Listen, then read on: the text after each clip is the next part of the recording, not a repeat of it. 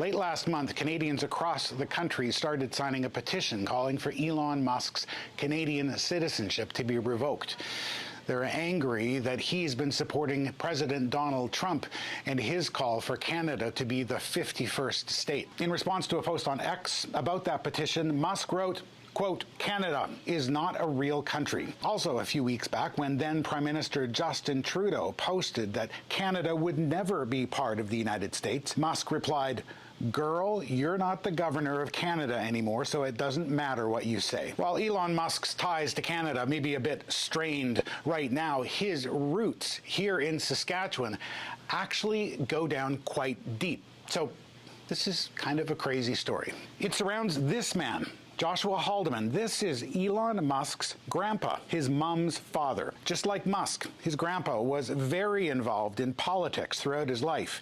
He even tangled with Canadian prime ministers, just like Musk. And he got into fights about Canadian sovereignty. Joshua Haldeman had his own conspiratorial views of the world, views that were shaped in the dirty 30s here in Saskatchewan. Let's go back almost a century, to the mid-1920s. That's when Joshua Haldeman began farming near Swift Current, Saskatchewan. It did not take long for things to go sideways. In 1929, the stock market crashed, kicking off the Great Depression. At the same time, a drought swept across the prairies, causing crops to fail and thousands of farmers to lose their land. Haldeman was one of them. He ended up blaming his loss on a global communist conspiracy that he believed controlled the banks, the media, universities, and health care. He thought that the conspiracy was pushing for the pasteurization of milk, the fluoridation of water, and mandatory vaccinations, which he believed were designed to weaken and control the population. Haldeman dedicated his life to fighting this perceived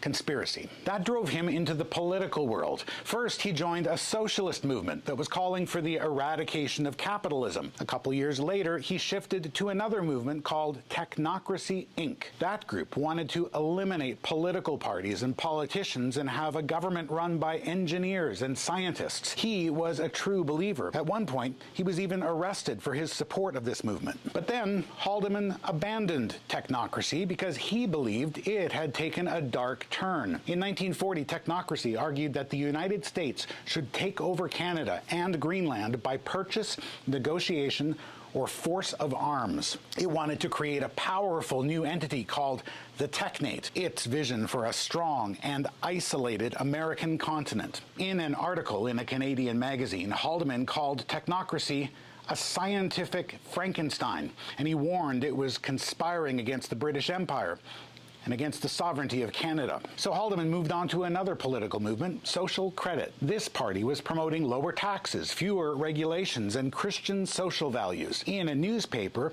Haldeman argued the trouble with politics is that Christianity has been left out. Haldeman became the leader of Saskatchewan's Social Credit Party. He ran for premier against Tommy Douglas, who's famous for establishing Canadian Medicare. Haldeman also ran in federal campaigns against two Canadian prime ministers, William Lyon Mackenzie King and John Diefenbaker. In 1950, he left Canada and took his family of 5 to South Africa. There, he wrote a book supporting the country's racial segregation system, known as apartheid. In an article he wrote for the Regina Leader-Post, he said South Africa's black population, quote, is very primitive and must not be taken seriously, adding, quote, it takes 3 natives to do the work of 1 white man, and, quote, they cannot assume responsibility and will abuse authority. Haldeman promoted his views in books he published while in South Africa late into his life. He died in a plane crash when Elon Musk was just 3 years old.